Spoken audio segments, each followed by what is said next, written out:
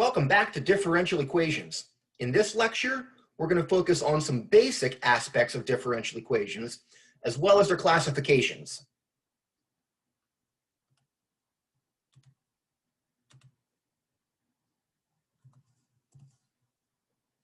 All right, so let's start with some examples here. So we have two differential equations, and our goal for our course is to basically go from a differential equation to the solution. So typically with our notation, we're given a differential equation here for some unknown function y, which is a function of x. We want to figure out what that function y is. Now, the solutions here to these differential equations I'm putting over on the side here. While we don't have the tools to be able to solve these, in other words, we don't have the tools to go from the equation to the solution, what we can do is something that's rather important for all equations, verifying if the thing that we have actually is a solution. All right, so let's just make sure we're clear on this.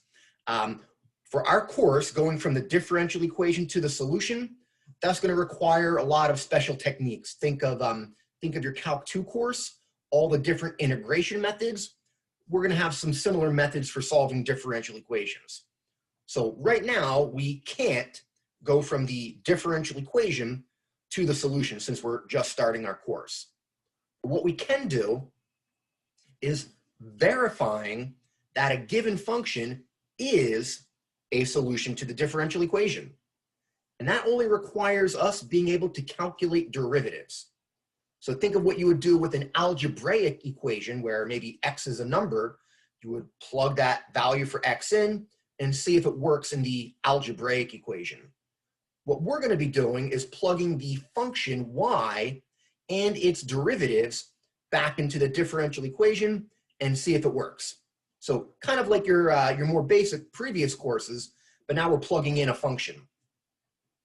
All right, and this is going to be something that we can do throughout our entire course. It's a way that we can check if what we found, the function, actually is a solution. And as we continue through our course, I'll remind everyone to maybe perform the check, plug your function in to see if it solves the differential equation. All right, so before moving on to the classification part, let's actually get involved and do some mathematics. Let's take a look at a first example here on that more basic aspect, just given a differential equation and its solution, verifying that that function is a solution. All right, so for example 1 here, we have 3 parts, parts A, B, and C, and we're given on the left the differential equation, and on the right, what we're being told is a solution. And take my word for it, I'm not tricking you. All 3 of those functions, y, are solutions to their given differential equations there. All right, so let's just start with part A together, just to get a sense for how this works. I'll give you time to try parts B and C on your own. All right, so we have our differential equation, x y prime minus y equals x squared. And what we're told is a solution is the function y equals x squared plus 3x. Now, what would it mean to plug that into the differential equation? Well, notice in the differential equation, there is a y term as well as a y prime. So if we're given the function y, we need to calculate the derivative y prime. All right, that should be a piece of cake. So if y is x squared plus 3x, basic differentiation rules give y prime as 2x plus 3. At this point, we're going to plug in y and y prime to the differential equation. Basically, we're going to plug all these quantities in on the left side, since that's where y and y prime occur. And if this is a solution, we should get on the right-hand side, notice in the differential equation, we should get x squared as the end result. All right, so if we plug in y and y prime, being careful to distribute and use parentheses with the minus sign, do some expansion, and then you can cancel some terms there, and notice what you're left with. The 3x terms cancel out, and then 2x squared minus x squared leaves you with x squared. and that is the right-hand side of our differential equation.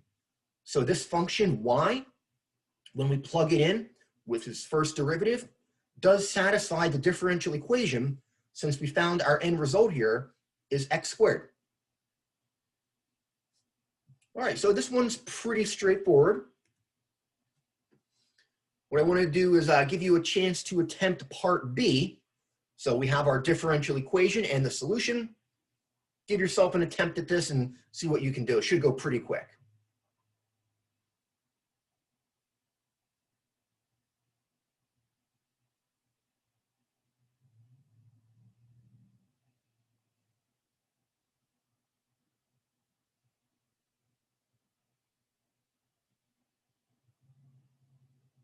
All right, welcome back. Hopefully that went pretty quickly for you.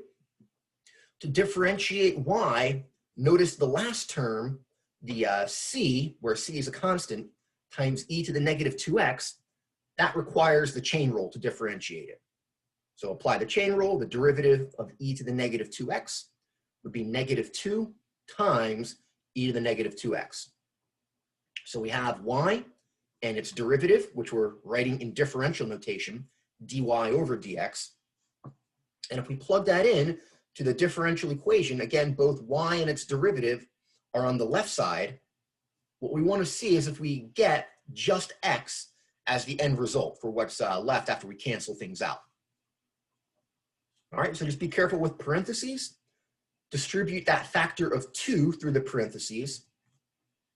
And what you should find is most of the terms cancel out, the 1/2 terms subtract out, as well as the exponential terms involving e to the negative 2x.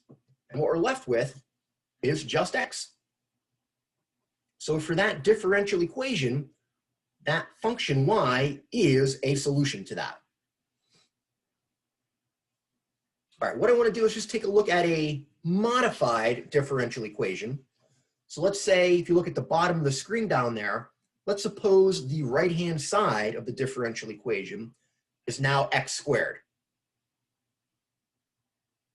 All right, if you were to plug that function y in, well, we already did that here, and notice the derivative plus 2y for this function y simplifies to x. Well, what that means is the given solution that we were told, y equals 1/2 x minus 1/4 plus c times e to the negative 2x. That is not a solution to the differential equation down there where the right-hand side is x squared. Now, this is one thing that we're going to see throughout our course. Making very small changes to an equation, for instance, could completely change what the solution is. All right, let's take a look at part C, and I'll give you an attempt at it. It's pretty straightforward. So this one is now a second order differential equation. We'll define what the order of a differential equation is in a little bit. But give yourself an attempt at this one, and we'll check in a few seconds. This should go pretty quick, ideally for you.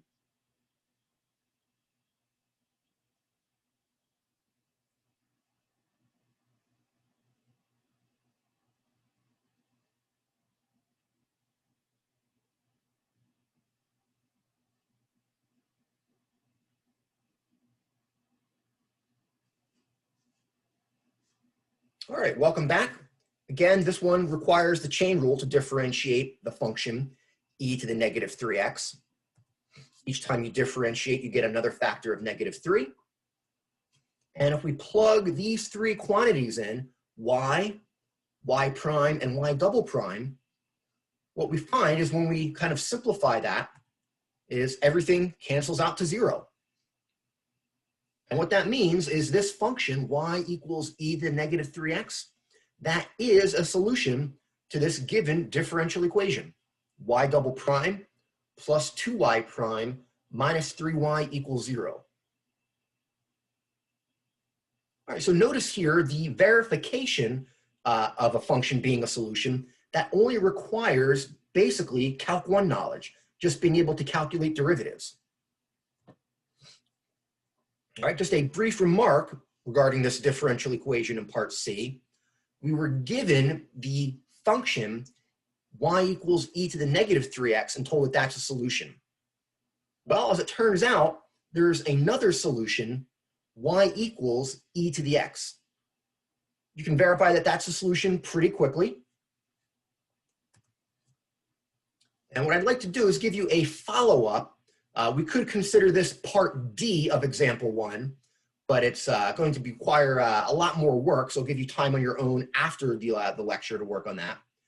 The differential equations down there, x squared y double prime plus 5x y prime plus 4y equals 0. And the solution, which it actually is a solution, is y equals x to the negative 2 times natural log of x. All right, so give yourself some time later. This one's going to be a lot more tedious since it requires using the product rule there, as well as just being careful with the negative powers and all. So give yourself some time for that, and you should find that it works out. Y equals x to the negative 2 times natural log of x is a solution to that differential equation. Okay, so what we were covering here is one basic aspect of a differential equation, verifying if a given function is a solution. What we have to do with our course, pretty much in all the following lectures, is how do we even find that solution to begin with? That's what we'll be getting to in the following lecture. All right, so for the other part of this, we're going to take a look at the different ways to classify differential equations. All right, now I want to take where we are in the calculus sequence, so Calc 4 or differential equations, and kind of bridge the gap to where you may be going kind of in the courses in your upper level science and engineering courses or mathematics courses. So there's going to be three main properties that we'll deal with and you'll continue to see.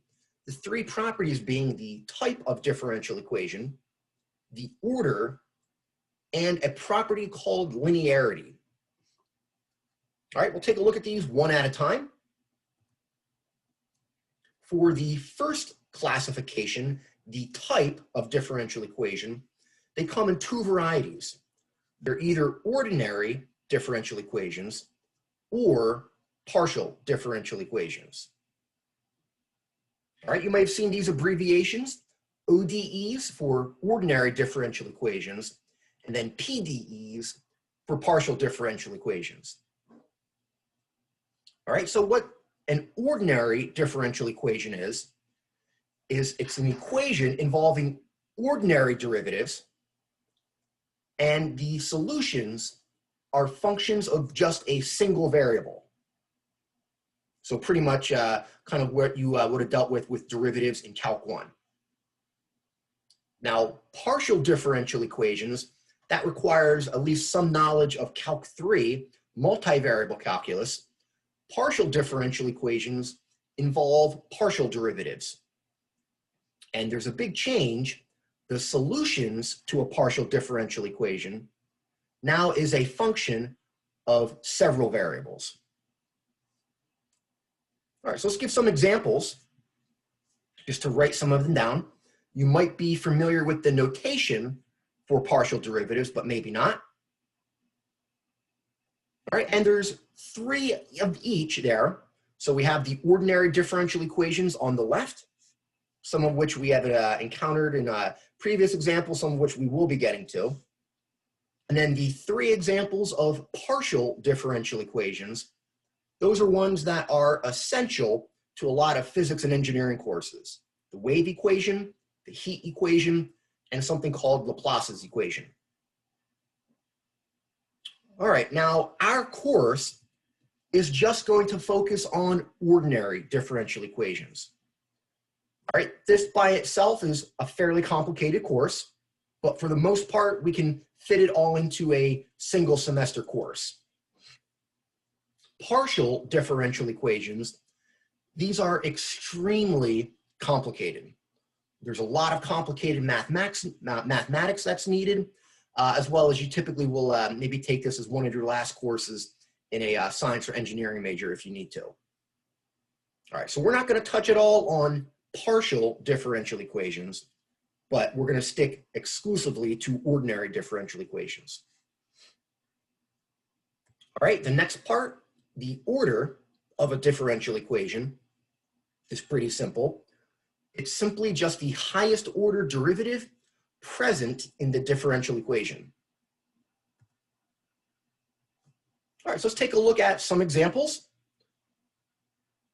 Notice the third one down, dy over dx then squared, that term represents the first derivative, but squared.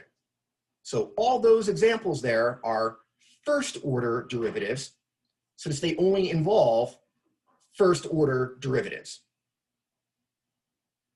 All right, let's take a look at some second order differential equations. All right, and these involve a y double prime term. Some of them don't have a y or y prime term, but they at least involve a y double prime term, a second derivative of the unknown function y. All right, these two types, the first order and second order differential equations, those are going to be what we focus most of our time on. We will maybe occasionally throw in higher order differential equations, third order, fourth order, but most of the ideas that we'll be learning about focus on first order and second order differential equations. All right, now the third property, a differential equation being linear or nonlinear, that is something that we're going to go into detail later in the course when it becomes important, I'll say. Now, you may have heard of equations of any type being linear or nonlinear. We're going to wait until later to see what that tells us about the differential equation.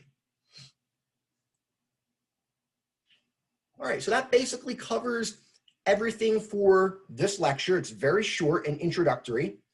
Some basic aspects, verifying if a given function is a solution to a differential equation, as well as 3 simple classifications. All right, in the next lecture, we'll get to our first method to solve a first order differential equation.